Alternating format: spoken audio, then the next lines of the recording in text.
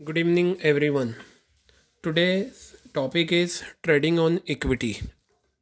In this class, we will cover trading on equity, and there might be a question, numerical question from this topic. In last exam, one question asked from this topic. ठीक है, trading on equity से एक question पूछा जा चुका है. क्या होता है ट्रेडिंग ऑन इक्विटी, आज की क्लास में हम ये देखेंगे. ठीक है, और फिर उसके बाद हम आगे बढ़ेंगे. ठीक है, तो बेटा देखिए, सबसे पहले हमने एक चीज़ सीख रखी है जो मैंने आपको पहले भी बताया था. वो क्या था देखते हैं. ये आपने एक टेबल करी थी अकाउंट्स में. क्या था वो? EBIT, यानी कि earning before interest and tax. इसे हम PBIT भी बोलते हैं.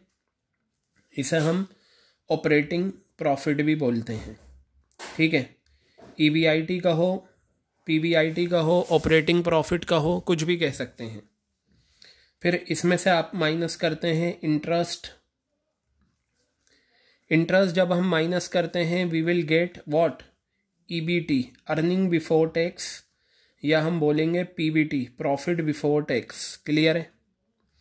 फिर बेटा इसमें से टैक्स पे कर देंगे तो क्या आ जाएगा? अर्निंग आफ्टर टैक्स, या ये आ जाएगा प्रॉफिट आफ्टर टैक्स.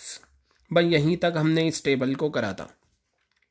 मैंने आपको बताया था ये जो ऑपरेटिंग प्रॉफिट होता है इस पर 3 लोगों का राइट होता है. Operating profit means that profit which is earned while doing business. जब हम बिजनेस करते हैं, बिजनेस से जो कमाया हुआ प्रॉफिट होता है वो ऑपरेटिंग प्रॉफिट कहलाता है. क्लियर हो गई बात? अब देखिएगा, earning before interest and tax आपका ये है.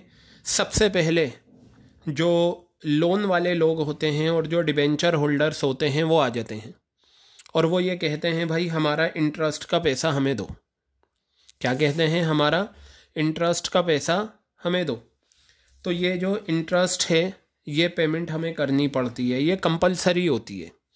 इंटरेस्ट की जो पेमेंट होती है वो कंपलसरी होती है. अगर कंपनी को प्रॉफिट हुआ है तो प्रॉफिट में से दिया जाता है, और अगर लॉस हुआ है तो जो फिक्स असेट्स हैं उन्हें बेचकर क्या किया जाता है? इंटरेस्ट की पेमेंट की जाती है.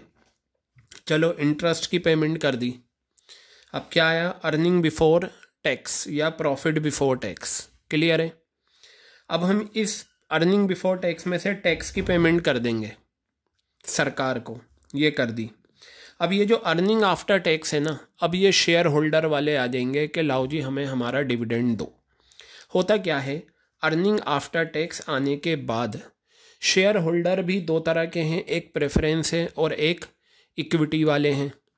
तो दोनों में प्रेफरेंस वालों का डिविडेंड पहले पे होता है. तो अर्निंग आफ्टर टैक्स में से हम क्या करते हैं? प्रेफरेंस डिविडेंड देते हैं. प्रेफरेंस डिविडेंड, ये हमने प्रेफरेंस डिविडेंड दिया तो हमारे पास जो निकल कर आता है वो आता है अर्निंग अवेलेबल फॉर इक्विटी. क्या आता है? Earning available for equity. ये जो अर्निंग अवेलेबल फॉर इक्विटी होता है, ठीक है, इसमें से इक्विटी वालों को डिविडेंड दिया जाएगा. ठीक है, आपने एक कॉन्सेप्ट पढ़ा होगा. मान लो ये जो है ये आपका 4 करोड़ है. 3 करोड़ एक कर लिया हमने, 1 करोड़ एक कर लिया. ये जो हमारे पास earning available for equity, equity share holders के लिए हमारे पास इतनी अर्निंग है. हमने कहा भाई हम इक्विटी वालों को बस 1 करोड़ रुपए देंगे, तो ये इक्विटी डिविडेंड हो गया. तो ये जो पैसा हमने बचा लिया ये कहलाता है बेटा रिटेन्ड अर्निंग्स. आपने नाम सुना होगा. रिटेन्ड अर्निंग्स जो होती है ना, वो यही होता है, अर्निंग अवेलेबल फॉर इक्विटी में से निकलता है. ये रीज़न, ये कॉन्सेप्ट याद रखना. अब हम अगर अर्निंग अवेलेबल फॉर इक्विटी को हम नंबर ऑफ इक्विटी शेयर से डिवाइड कर दें. क्या कर दें? नंबर ऑफ इक्विटी शेयर्स से अगर मैं डिवाइड कर दूं अर्निंग अवेलेबल फॉर इक्विटी को, तो मेरे पास आ जाएगा EPS, अर्निंग पर शेयर. क्या आ जाएगा मेरे पास? Earning per share. यह आ जाएगा एक शेयर पे कितनी अर्निंग हो रही है. क्लियर हो गई बात? तो बेटा इसी टेबल को हमें ध्यान में रखना है और हमें आगे का ये कॉन्सेप्ट करना है trading on equity. Trading on equity का सिंपल सा मीनिंग होता है, डेफिनेशन। ट्रेडिंग ऑन इक्विटी एक प्रैक्टिस है जो कंपनी फॉलो करती है, जिसमें क्या होता है, ध्यान से देखिएगा, अर्निंग पर शेयर यानी कि ईपीएस। कौन सा ईपीएस? ये जो मैंने निकाला है। अर्निंग पर शेयर बढ़ जाता है बाय एम्प्लॉइंग यानी कि इंक्लूड करके चीपर डेट। ये डेफिनेशन है। ट्रेडिंग ऑन इक्विटी एक प्रैक्टिस है जो फॉलो करती है कंपनी, जिसमें कंपनी का अर्निंग पर शेयर बढ़ जाता है चीपर डेट इम्प्लाई करके। हाउ? पहले ये टेबल देखिए, फिर उसके बाद हम इन सब का एक्सप्लेनेशन। मैंने यहाँ 3 कंपनीज ली हैं। क्या लिए मैंने यहाँ पर? 3 कंपनीज। ये तो हमारी कंपनी है, ठीक है। ये मैंने एक वाई लिमिटेड ली है, एक मैंने जेड लिमिटेड ली है। क्लियर है? तीनों कंपनीज का मैंने कैपिटल इम्प्लाइड, बेटा याद करो अकाउंट्स में आपने रेशियो करी थी। कैपिटल इम्प्लाइड वो पैसा होता है जो बिजनेस में लगा हुआ है, और इस कैपिटल इम्प्लाइड का आपने एक फॉर्मूला करा था। कैपिटल इम्प्लाइड में बेटा 2 तरह का पैसा होता है। क्या होता है? कैपिटल इम्प्लाइड में 2 तरह का पैसा होता है, याद रखना। एक तो इक्विटी शेयर्स का होता है जिसे हम बोलते हैं शेयर होल्डर्स फंड्स। क्या बोलते हैं? शेयर होल्डर्स फंड्स, ठीक है। एक होता है डिवेंचर्स का पैसा जिसे हम बोलते हैं नॉन करंट लाइबिलिटीज़। क्या बोलते हैं? Non current liabilities. ये पैसा हम शेयर्स बेच कर लेते हैं पब्लिक से, और ये पैसा हम लेते हैं डिवेंचर्स बेचकर पब्लिक से। दोनों पैसे बिजनेस के पास आते हैं, वो बिजनेस की कैपिटल बनता है, और इस कैपिटल को बिजनेस क्या करता है?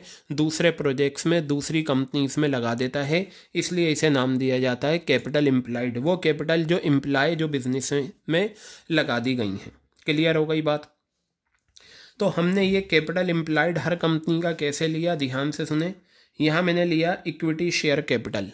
इक्विटी शेयर कैपिटल का मतलब होता है वो पैसा जो शेयर्स बेचकर आता है। इक्विटी शेयर्स बेचकर 50 लाख रुपए ले लिया, फेस वैल्यू कितनी है? 10 रुपये, ठीक है। इसका मतलब ये हो गया कि अगर 50 लाख की वो है कैपिटल, 10 रुपये फेस वैल्यू है, तो 5 लाख शेयर्स हो गए। 10 से डिवाइड करके आ जाता है, ठीक है। ये 40 लाख रुपए मैंने यहाँ का इक्विटी शेयर कैपिटल लिया, और यहाँ का 40 लाख लिया। ये अपने पास से ली हैं फिगर्स। अब बेटा इधर देखिएगा, यहाँ पर मैंने क्या करा, यहाँ मेरे पास कुछ नहीं है। यहाँ मैंने लिए 10% डिबेंचर्स ऑफ ₹1 लाख, 10 लाख। ये जो 10 लाख रुपए के डिबेंचर्स हैं, और ये 10% है, यानी कि रेट ऑफ इंटरेस्ट कितना है? 10%, ठीक है। और यहाँ भी 10 लाख के डिबेंचर्स हैं, लेकिन यहाँ रेट ऑफ इंटरेस्ट 25% है, ठीक है। कितना है रेट ऑफ इंटरेस्ट? 25%। तो यहाँ पर 10% हुआ, यहाँ पर 25% हुआ। क्लियर हो गई? अगर मैं दोनों की बात करूं तो 10% वाला चीपर डेट कहलाता है। क्या कहलाता है? Cheaper debt. ये बात आई थी ना यहाँ पर, चीपर डेट। चीपर डेट यानी कि चीपर डिबेंचर्स वो होते हैं जिन पर हमें कम इंटरेस्ट पे करना पड़े। अगर मैं दोनों डिबेंचर्स की बात करूं तो ये मेरा चीपर डेट है, ठीक है। क्लियर हो गई बात? तो अब आप देखो, 50 लाख नथिंग, कितना आ गया? ये 50 लाख रुपए आ गया। 40 लाख का हमारा इक्विटी है यानी कि शेयर होल्डर फंड है, और 10 लाख के हमारे डिबेंचर्स हैं, यानी कि टोटल मिला के हमारे कैपिटल इम्प्लाइड कितना आ गए? 50 लाख। 40 लाख का हमारा इक्विटी शेयर कैपिटल है, और 10 लाख का मेरा डिबेंचर्स है। 40 लाख और 10 लाख दोनों मिलाकर कितना आ गए? 50 लाख। तो तीनों कंपनीज का कैपिटल इम्प्लाइड 50 लाख रुपए है। आपको भी, आप चाहें कोई और सी भी फिगर ले सकते हैं, लेकिन ये करना है आपको कैपिटल इम्प्लाइड सभी का बराबर रखना है। एक इंटरेस्ट रेट कम लेना है, एक इंटरेस्ट रेट ज़्यादा लेना है, और दोनों में चीपर कौन सा हुआ? 10%, क्योंकि ये कम है। क्लियर हो गई बात? चलिए अब हम क्या करते हैं, अब हम ये टेबल बनाते हैं, ये EBIT PBIT वाली। तो देखते हैं earning before interest, earning before interest and tax. मैंने क्या करा, आपने ROI वाला फॉर्मूला करा है। क्या होता है ROI वाला formula? EBIT upon capital implied, EBIT upon capital implied into 100। यही होता है या नहीं? यही होता है, EBIT upon capital implied into 100। तो अगर मैं यहाँ से EBIT निकालूँ तो ये आ जाएगा ROI मल्टीप्लाई कैपिटल इम्प्लाइड। ठीक है, ये आ गया। बेटा अब सुनो मेरी बात, ये जो 100 होता है ये इसके साथ लगा होता है, तो मैं ये परसेंटेज में लेकर चलूँगा। मुझे ये बताइए तीनों का मेरा कैपिटल इम्प्लाइड कितना है? 50 लाख है। अगर मैं यहाँ 50 लाख कैपिटल इम्प्लाइड रखूँ, अब मुझे ROI नहीं पता, तो रिटर्न ऑन इन्वेस्टमेंट ROI आप अज्यूम कर लेना। और क्या अज्यूम करना है? ये जो आपने दो इंटरेस्ट रेट लिए हैं ना, 10 और 25, इसके बीच का अज्यूम करना है आपको। क्या लेना है? इसके बीच का ROI लेना है। आप 11 लें, 12 लें, 13 लें, 15 लें, 20 लें, 22 लें, तो ये बस छोटी सी बातें आपको ध्यान में रखनी है कि इन दोनों के बीच का ROI मैंने 20% ले लिया। तो अगर मैं 50 लाख का 20% लेता हूँ तो EBIT मेरा 10 लाख निकल कर आ जाएगा। ठीक है, 20/100 इंटू 50 लाख। तो देखिए जब मेरा सभी का कैपिटल इम्प्लाइड सेम है तो मेरा EBIT भी देखिए सबका सेम आया, 10 लाख रुपए। बस EBIT आने के बाद अब आपको कैलकुलेट करना है। तो आपको ये याद रखना है कि सबका कैपिटल इम्प्लाइड सेम रहना है। दो डिबेंचर्स का जो परसेंटेज है वो अलग अलग रखना है, छोटा बड़ा, और ROI की परसेंटेज दोनों के बीच में आनी चाहिए। अब चलिए देखिए, EBIT 10 लाख है, हम क्या लेस करेंगे? इंटरेस्ट, क्योंकि टेबल आपके सामने है, ये रही इंटरेस्ट। बेटा जब मैं माइनस करूँगा तो मेरे एक्स लिमिटेड में तो डिबेंचर्स नहीं है, जब डिबेंचर्स नहीं है तो मेरा इंटरेस्ट भी ज़ीरो आ गया। यहाँ पर मेरे डिबेंचर्स कितने हैं? 10 लाख, और 10% का इंटरेस्ट है। तो बेटा 10 लाख का 10% अगर आप लोगे तो 1 लाख रुपए आएगा। क्लियर हो गई बात? ये जो 1 लाख रुपए आया है ये कैसे आया, मैं यहाँ पर आपको बता देता हूँ।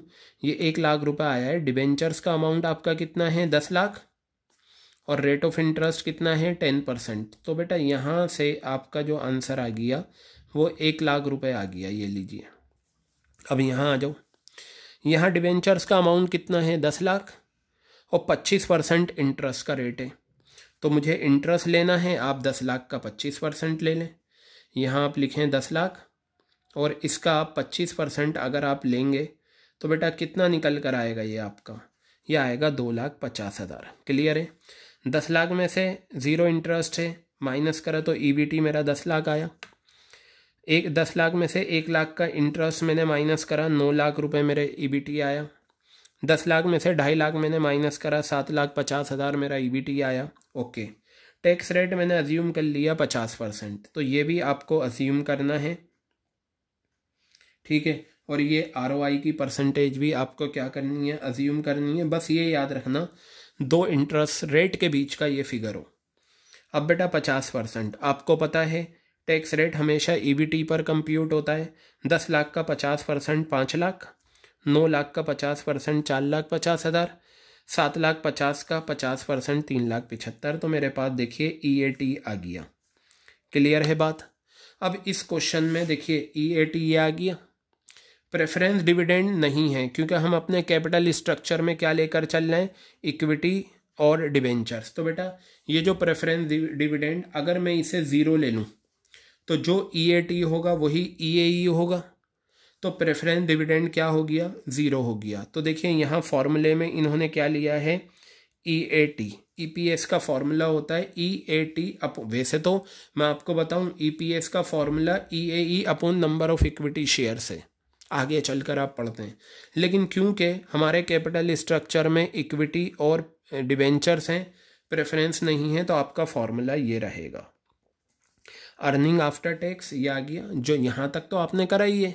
अर्निंग आफ्टर टैक्स और नंबर ऑफ इक्विटी शेयर से आपने डिवाइड कर दिया, तो आपका प्रेफरेंस डिविडेंड इस क्वेश्चन में ज़ीरो रहेगा। जब ये ज़ीरो हो जाएगा, देखिए ये आपका EAT है कितना? मान लो 1 लाख रुपए, मैंने अज्यूम कर लिया। मान लो प्रेफरेंस डिविडेंड आपको नहीं दे रखा, ज़ीरो, तो क्या निकल कर आएगा? EAE आएगा, 1 लाख ही आ जाएगा। तो बताओ मुझे इस सिचुएशन में जो EAT है वही EAE है, तो वही चीज़ है EAT upon number of equity shares. तो बेटा देखो EAT अर्निंग आफ्टर टैक्स कितना है? 5 लाख। 5 लाख मैंने ऊपर रखा। Number of equity shares 5 lakh आ गए। कैसे आ गए मैं आपको बताता हूँ। यहाँ मैं फॉर्मूला लिखता हूँ नंबर ऑफ इक्विटी शेयर्स का। यही क्वेश्चन आया था और इसमें बच्चे अक्सर कंफ्यूज हो गए थे। नंबर ऑफ इक्विटी शेयर्स का फॉर्मूला होता है equity share capital, equity share capital rupees में होती है कैपिटल हमेशा, इन रुपीज़, अपॉन में face value of a equity share, एक शेयर की फेस वैल्यू। क्लियर है बात ये? तो देखिए ये फॉर्मूला आपको लगाना है नंबर ऑफ इक्विटी शेयर्स निकालने के लिए। तो अब मैं एक्स लिमिटेड की अगर बात करूं, एक्स लिमिटेड का इक्विटी शेयर कैपिटल कितना है? 50 लाख, ये आ गया 50 लाख, ठीक है। और फेस वैल्यू क्या है? सभी का फेस वैल्यू 10 रुपये है, तो ये 10 से डिवाइड करा, 50 लाख को कितना आ गया? 5 लाख। तो बेटा 5 लाख रुपए आपके नंबर ऑफ इक्विटी शेयर्स आ गए। ये 5 लाख से मैंने डिवाइड कर दिया, 5 लाख अपॉन 5 लाख, 1 रुपया आ गया। यानी कि मैंने एक्स लिमिटेड में अर्निंग पर शेयर कितना है? 1 रुपया है। अब इसी तरीके से 40 लाख को अगर मैं 10 से डिवाइड कर दूंगा तो 4 लाख इक्विटी शेयर्स आ जाएंगे। 40 लाख को मैं 10 से डिवाइड कर दूंगा तो 4 लाख इक्विटी शेयर्स आ जाएंगे। 4 लाख 50 को डिवाइड करूंगा 1 रुपये 13 पैसे और ये 0.94 आ गया। क्लियर है? अब ज़रा ध्यान से देखिएगा, तीनों का कंपैरिजन हम करते हैं तो आपको इतना पार्ट तो अपने पास से अज्यूम करना है और बाकी नीचे की आपको कैलकुलेशन करनी है, ठीक है, जैसा जैसा मैंने समझाया। अब बेटा तीनों कंपनीज का ईपीएस देखो, हमारा क्या है? 1 रुपया, वाई लिमिटेड का 1 रुपये 13 पैसे, जेड लिमिटेड का कम है, वाई लिमिटेड का ज़्यादा है। क्यों ज़्यादा है? क्योंकि वाई लिमिटेड में चीपर डेट है। क्या है? Cheaper debt. और वाई लिमिटेड में ही ट्रेडिंग ऑन इक्विटी पाई जा रही है। चलिए देखते हैं, नीचे एक्सप्लेनेशन है इस टेबल की। क्या कहा? EPS earning per share is the highest in Y limited. बताइए हाईएस्ट है या नहीं? 1 रुपये 13 पैसे, यहाँ 1 रुपये है, यहाँ 0.94 है, तो ये हाईएस्ट है। जो यूज़ कर रहा है 10% डेट, बताओ 10% है rate of interest. EPS is the lowest in Z limited, Z limited में लोवेस्ट है। जो यूज़ कर रहा है 25%, ये आ गया 25%। ओके, ऐसा इसलिए है, ध्यान से सुने, आप चाहें तो ये हटा दें ये पॉइंट और ये देखें।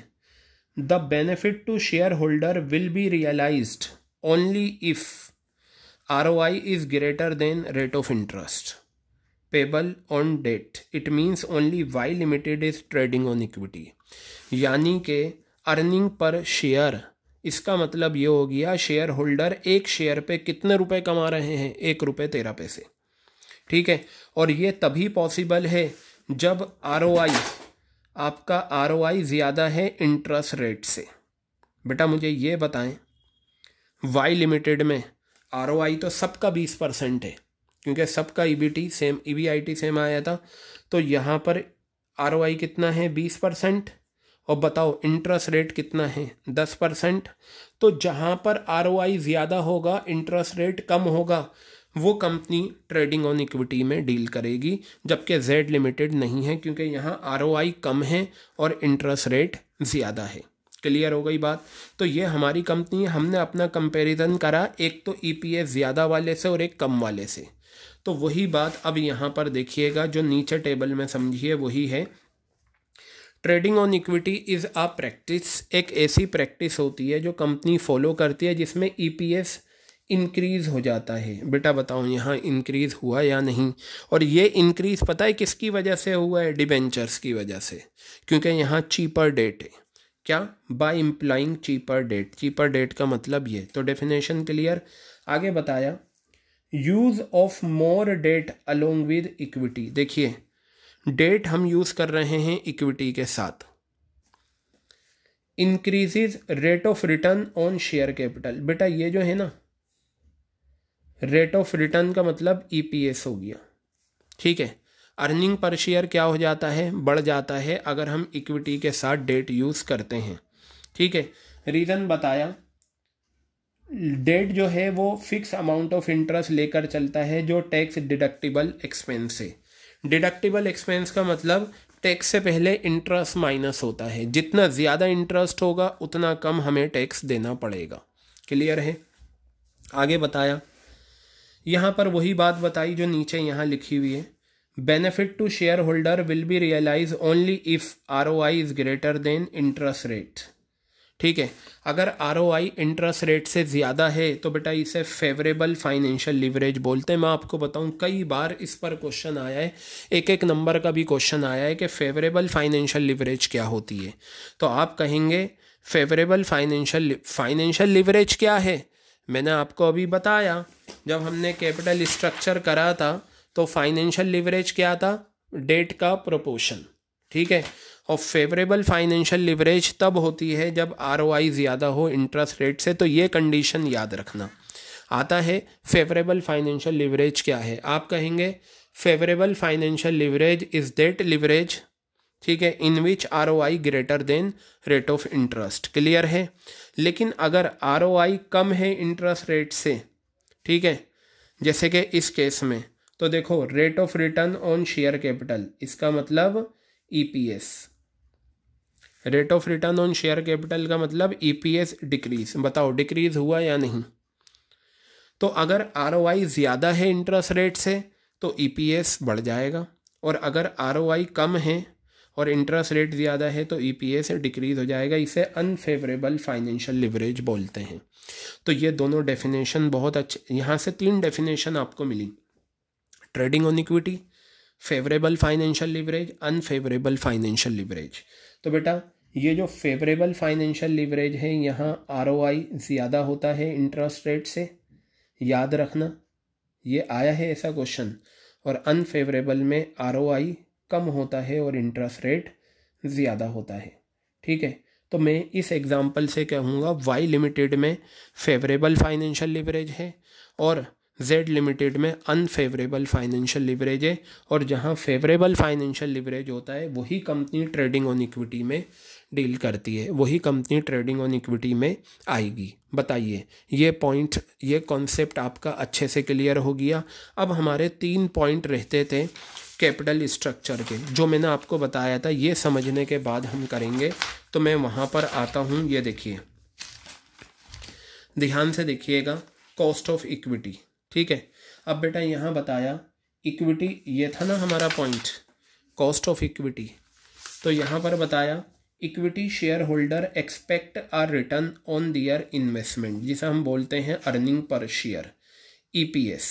हर इक्विटी शेयर होल्डर ये चाहता है कि उसे एक अच्छा डिविडेंड मिल जाए।